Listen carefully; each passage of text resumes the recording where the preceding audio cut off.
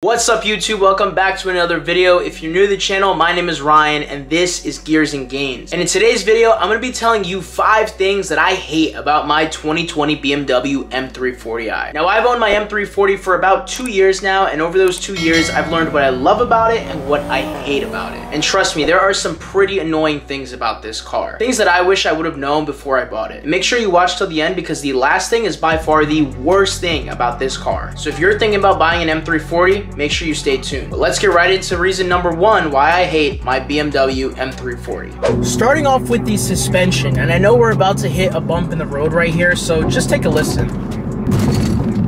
Now, it's not that the suspension on this car is rough by any means. It's not super soft, but what I hate about it is that there's no feel. I really don't feel any of the bumps. And I know that might be a good thing for some people, but there's really no feedback when it comes to the suspension. But for me, I like sports cars. And so I was really hoping that I would enjoy the M340i. To make it even worse, I have H&R lowering springs, which are great lowering springs for this car. Don't get me wrong. But they tend to be a little bit bouncy. And so when I end up going over a rough road, the car just bounces. But I think the lowering springs that I have on it just make it feel a lot bumpier. So you don't really feel anything with the suspension. There's no drama to it. So if the suspension's not comfortable, but it's not sporty, then what is it? Well, it's kind of the worst of both worlds. Which brings me to the second thing that I hate about this car, because it kind of goes hand in hand with the suspension, and that is the steering. Oh my God.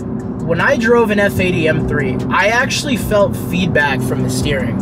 In my old Supra, I felt feedback from the steering. As a matter of fact, in my first car that I've ever had, my 4th generation Subaru WRX, that car had more steering feedback than this car has. Turning the wheel, you don't feel the road at all. I can't feel anything. I don't know where my tires are. I don't know where my wheels are. So if God forbid I'm in the rain and I slip out, I don't know what's going on. BMWs, especially newer BMWs, G-Series BMWs, are known for having weak front ends where it's kind of numb and you can't feel it. And I 1000% agree with this car because this car isn't a true M car. So you don't get M steering, you don't get M suspension. And because of that, it just makes this car handle not so great. When I'm on the highway and I'm going 70 or 80 around a corner, I feel like I'm about to slip out.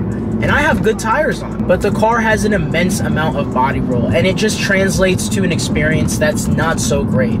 So I think it's safe to say if you want a car that handles well, this M340 is just not the car. But for number 3, the third thing that I hate about this car, I'm gonna take it to the outside.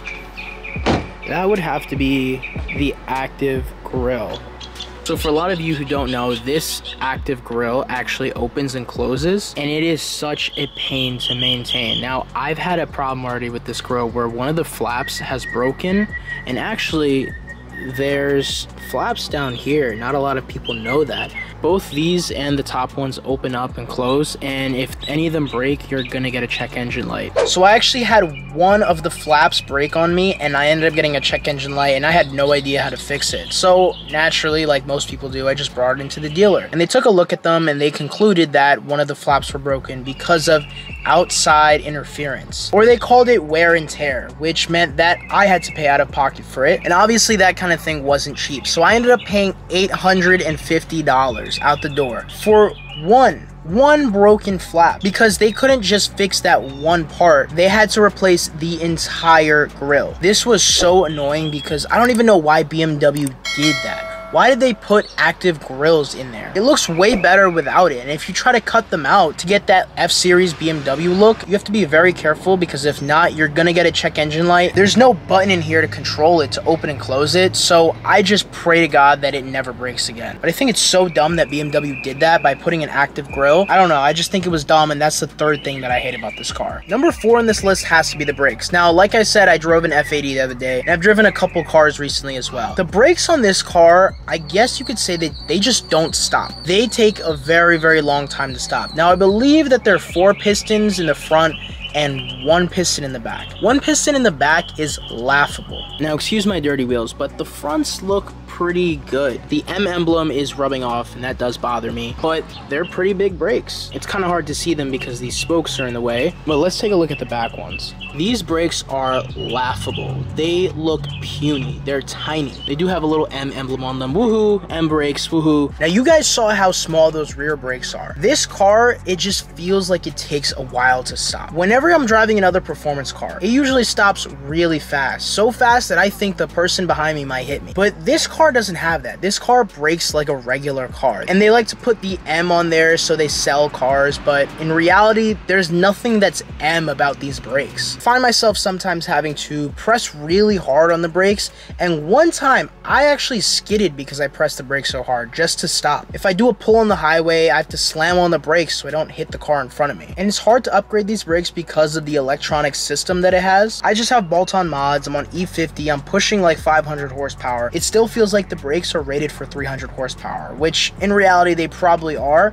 but I would have liked to see something way better from a car like this. Now, the last thing that I hate about this car, and I think it's probably the worst thing about this car, is the transmission. Now, the ZF 8-speed transmission has been renowned and known as one of the fastest shifting transmissions that comes stock on a car, but you just can't feel anything. Like I said, I drove an F80 M3 the other day, and the dual clutch in that car felt so much better. I just thought there was more drama. I thought that although it didn't shift as fast, it felt better and it added to the driving experience.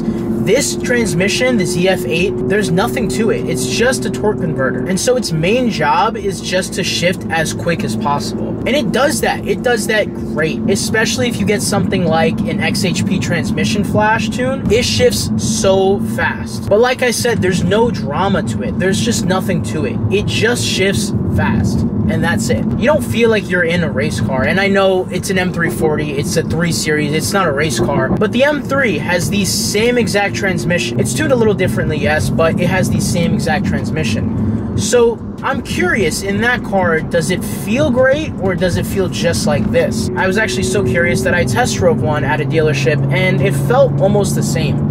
It shifted a little faster, yes, but it felt the same. And so this car kind of has me missing that dual clutch. It has me missing a better transmission. Obviously, for fun, manual transmissions are the best, but when it comes to automatic transmissions, you just can't feel the transmission in this car shift at all. As a matter of fact, if it wasn't for the exhaust notes that this car makes, I wouldn't even know that it's shifting.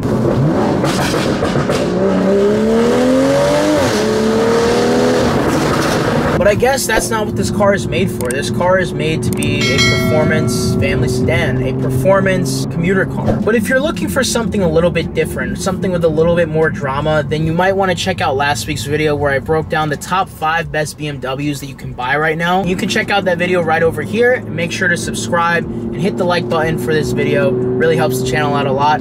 As always, I'm Ryan from Gears and Gains. Thank you so much for watching, and I'll see you in the next video.